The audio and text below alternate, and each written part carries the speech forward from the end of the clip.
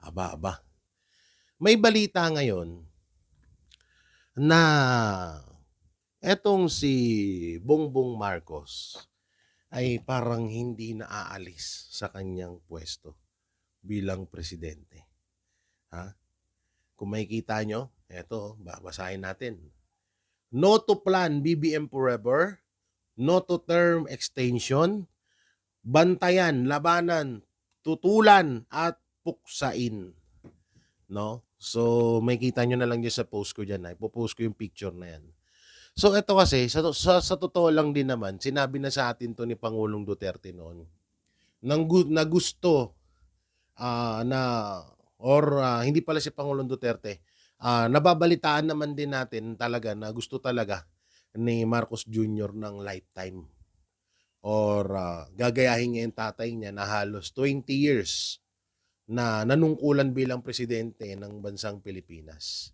Alam niyo wala namang problema kung maayos siya, eh. Kahit mag 40 years or kahit na kalansay na siya, puwede siya maging presidente ng Pilipinas kung maayos. Eh, kaso hindi naman siya maayos, eh.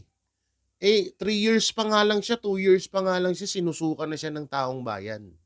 Wala namang problema do'n kaya nga sabi nga namin, kung may makitaan tayo na isang tao, kahit hindi apelidong Duterte, kung makikitaan naman natin 'yon na doon magbabago yung bansa natin, doon kaya niyang iangat, makipagsabayan sa mga first world country, 'di ba?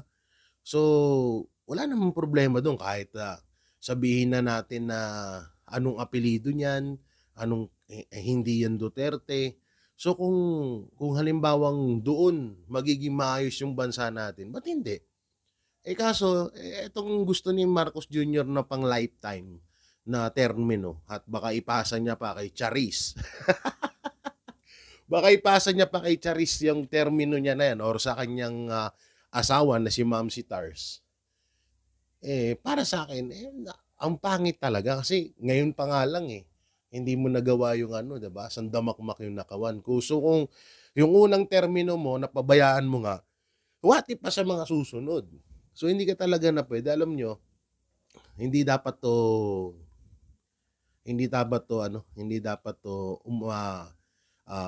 tawag dito, umusad or, matuloy. Etong lifetime, etong, BBM forever, 'no? Hindi talaga. Putang na baka baka itong tabakong 'to maging kasing payat ko na lang si Palito 'pag sa sobrang gutom na ng